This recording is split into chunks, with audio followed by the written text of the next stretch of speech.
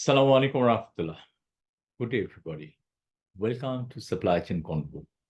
Today, I have chosen a small topic, but the very initial one, which is supply chain management from very beginning of idea to adoptions. So we will get to see the transition of supply chain from the very initial stage to till date. So let's see how it is.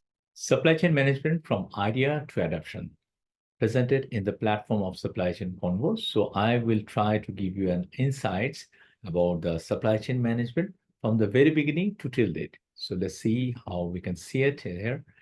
So this is a presentation which has been taken from the source of MIT. So we'll get to see how the transitions went on year.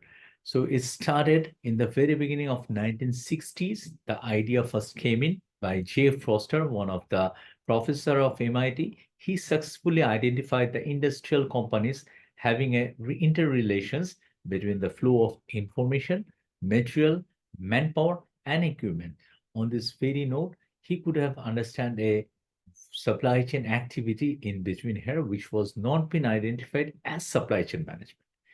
In the year of 1980s or in the early 1980s, 1982, in the specific year is 1982, the name first appeared by Kate Oliver, one of the logistician, who first introduced the name supply chain management in a magazine interview, which is the Financial Times magazine.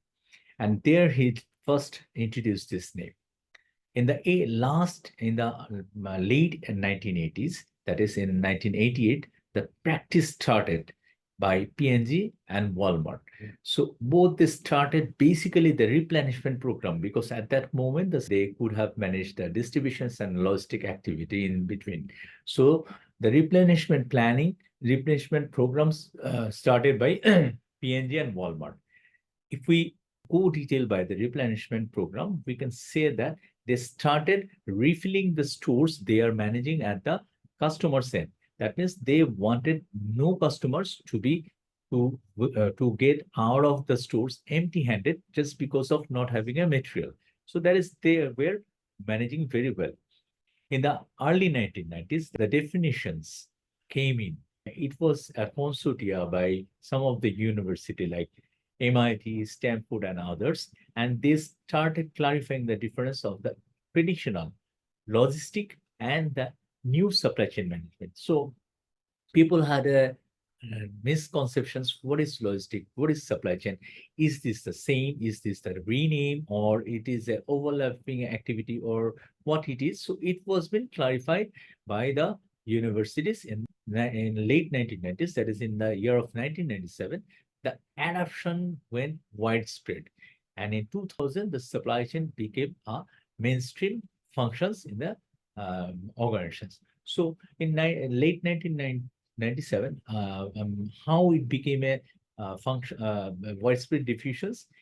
If we explain that, at that very moment, PRTM, along with another research organizations and along with 50 other companies, made supply chain council, one of the organizations through which they started introducing supply chain, and eventually came up with the SCORE model, where plan, source, make, deliver, return, and enable the entire functions of supply chain from end to end was discussed and introduced. So this is how we have the supply chain from very beginning, from like idea to adoptions.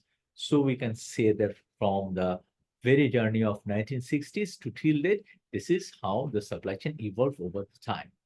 So I believe this will be a good one for your understanding. Let me know whether it was helpful. Thank you very much for your time. Take care. Bye-bye.